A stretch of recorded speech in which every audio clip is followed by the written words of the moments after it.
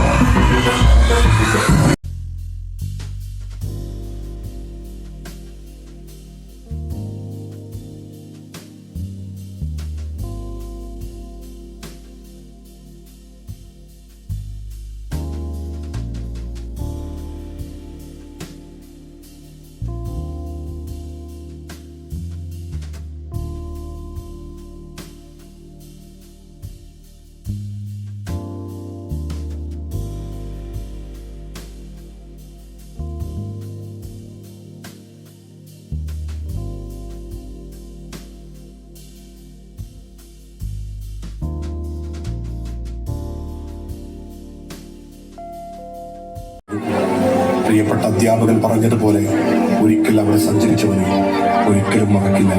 അവിടുത്തെ കാഴ്ചകളും അവിടുത്തെ മനുഷ്യരെയും. അത്രമേൽ സുന്ദരമായിരുന്നു ഓരോ കാഴ്ചകളും.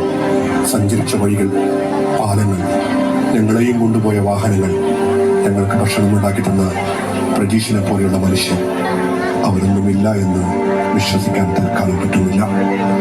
ഓർമ്മകൾക്ക് മരണമില്ലാത്ത കാലത്തോളം മനസ്സിൽ മായാതെ മറയാതെ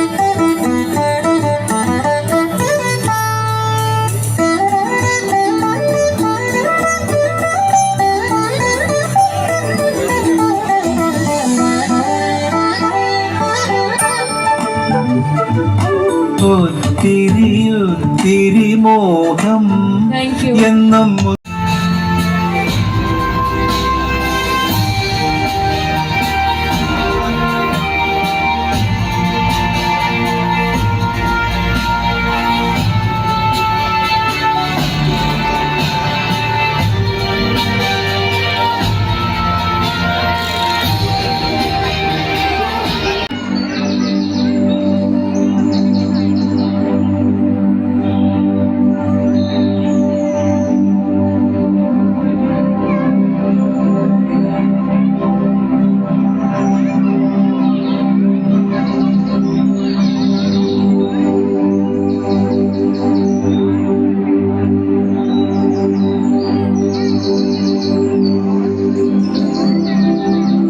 stage. Ocean pollution is a growing global crisis harming marine life, contaminating the food chain, and threatening human health. Plastic waste, oil spills, and chemical runoff are major contributors to ocean pollution. If left unchecked, ocean pollution can have devastating consequences. Let us save our earth and the waste we throw into ocean, and the ocean is giving it back to us.